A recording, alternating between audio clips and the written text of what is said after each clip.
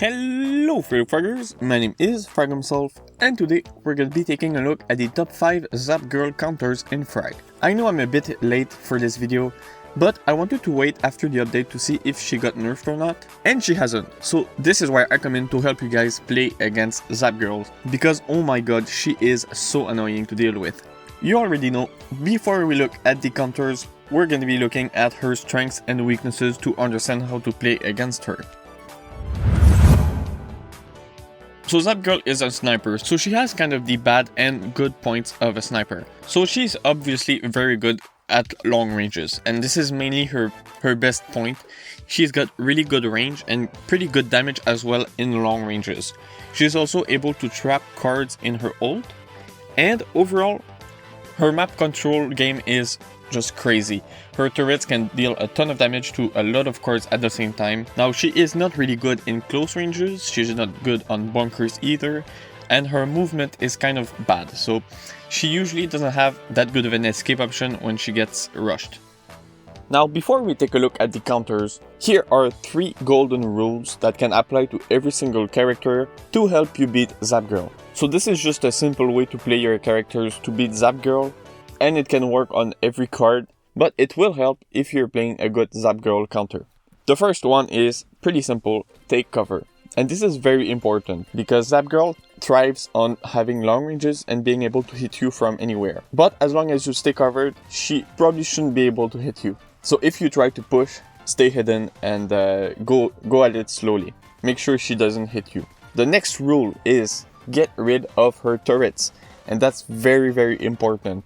If you don't get rid of her turrets, especially if they're in your camp, then those turrets are going to do a ton of damage to your AI, because your AI, they don't know they should hit the turret because they will just die. So that's a really game changer. If you can, get rid of the turrets. And next one is be aggressive. So personally for me, playing against zapgirl is very hard because I tend to be a more defensive player. But I have to remind myself that being aggressive is very good against zapgirl, because she doesn't really have a way to attack your own bunkers because her damage is pretty bad. So if you see a zapgirl pushing, just go ahead and attack her base, and it's going to be much easier for you than if you try to defend.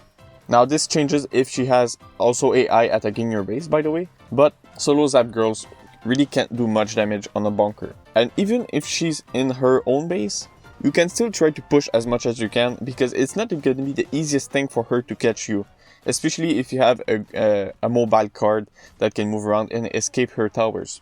So these are the 3 rules that you should definitely follow to beat zapgirls. So with that out of the way, let's take a look at her counters. In 5th place we have Blood. He's a card that has been kind of lurking just behind the meta since his nerf.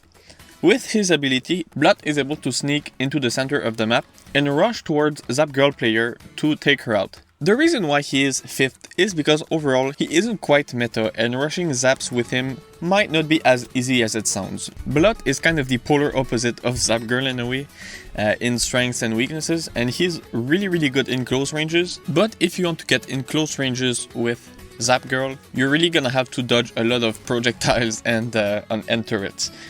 And this is why I think Blood is good, is because his ult is very useful for that. He can go through a zapgirl tower without any problems, and he goes really fast, so he's going to be able to catch up to zapgirl players pretty quickly.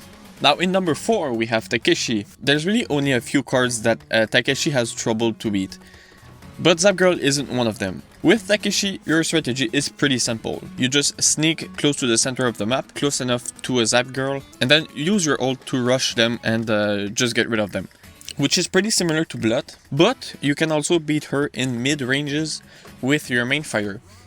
And this is not too hard because his main fire is pretty good and he's got decent damage. And zapgirl is going to have trouble beating Takeshi's health pool because he is a tank. Now in number 3 we have Archon. Archon is a similar card to zapgirl in some ways, because he has very nice damage and range. That lets him snipe zapgirls from far away, and that is going to let him snipe zapgirls in long ranges with his main fire. Now you're gonna need to be good at aiming his main fire for that, because it's not the easiest thing in the world, but once you do master this main fire, he's a really good card against zapgirl. He's also able to get pretty close to zapgirl and then use his ult to get rid of her. Once you get close enough to her though, you might be able to actually use your main fire to beat her in a close range fashion, and that's probably the best way to get rid of her outside of your ult. And if you want to snipe the zapgirl with Archon, you need to be careful because she is the better sniper between the two. Now Archon I think is a better card, but just from long ranges, zapgirl is going to be better, so you need to catch them off guard. And in number 2 we have Lord VR. Lord VR tends to be a really good counter to a lot of cards, because by copying a card, you become the card, but you have more damage and usually more health. So what you need to do with Lord VR is copy the zapgirl and just snipe her back. I found this is a very good and easy way to get rid of Stellas, because you're usually going to be able to get rid of them in one shot. And this is really the power of Lord VR. It has also a little risk because the zapgirl couldn't shoot you 2 or 3 times and you're still not gonna die, and you just need to hit her once or twice. Now the biggest risk with Lord VR is the zapgirl tower. There's really no way to escape them, so you need to be careful with that. And when you're out of your ability, you're gonna be vulnerable to getting sniped, so you might want to take cover until you can copy the zapgirl again. So before we jump into the number 1 zapgirl counter, I want to give a few honorable mentions. So the first one is going to be Duality. She is a good sniper and she's able to snipe zapgirl back from the other side of the map. Now you do need to build up some essences, and you also need to be good with her sniper to actually get results, but it is a good way to get rid of zapgirl players when you're really good playing Duality. The next 2 ones would be Desperados and Crystal. Since Crystal has gotten buffed, I think she's a very good card to get zapgirls. She's got the range, and she's able to use her ult to jump on these zapgirls and just get rid of them. Kind of same thing with Desperados, but you need to get a little bit closer. I think that Crystal is slightly better to get rid of zapgirl players, but those 2 cards are really good to just get rid of one card in particular, so that's why they're good zapgirl counters. Now another card that I don't see a lot in the meta right now, and that is definitely underrated, is Lollipop. She's actually really good at jumping out of zapgirl towers, and she's going also to be able to rush her pretty well because she's fast and her jelly springs are really useful. So your strategy with her is definitely just to put your jelly spring and then just jump towards the zapgirl and yeah, get rid of her in close ranges, because like Lollipop is pretty good in close ranges with her splash damage. So anyways, that's it for the honorable mentions, and let's take a look at who the number 1 card is. As much as I don't like this card, I have to recognize that Stella is the optimal card to get a zapgirl. She's able to use her ult at any time to rush the zapgirl player from the other side of the field, and there's no way she can really stop that.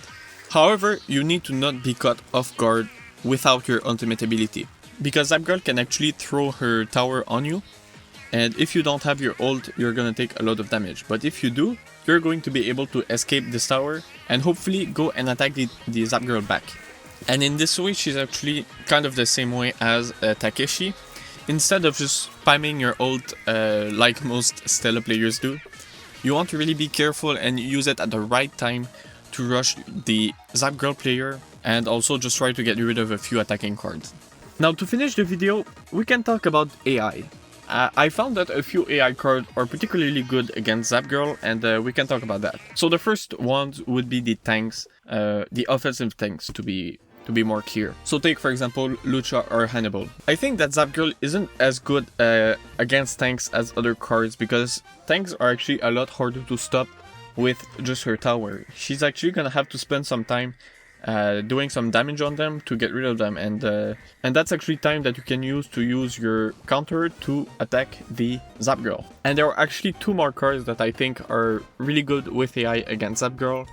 First one is Soldatron. I think Soldatron is a really good card to just counter a few snipers, and I think he's particularly good on the bridges map because he's kind of harder to snipe for the zapgirl. Now to have a Soldatron in your deck, you might want to control the center a lot more, because if the zapgirl controls the center, it's gonna be super easy for her to just snipe the Soldatron. The second card I think is really good against zapgirls is Shinobi.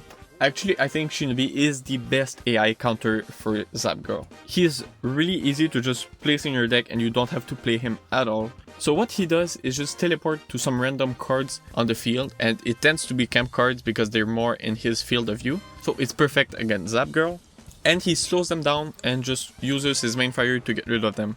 Actually, usually 3 shots is all it takes to take out a zapgirl, and Shinobi's AI is surprisingly good with all of that. So that's why I think he's really good against zapgirl. And with that, we can conclude this video. Of course, as usual, this video is all based entirely on my opinion. And I encourage you to test some cards that I've listed in this video and to make up your own list and your own best Stella counters because the cards I'm good at are not the same as the cards you are good at. So if you've liked this video, you can go look at my Takeshi counters video, which is pretty similar. Of course, you can also subscribe and like this video, and I'll see you in the next one. See you guys.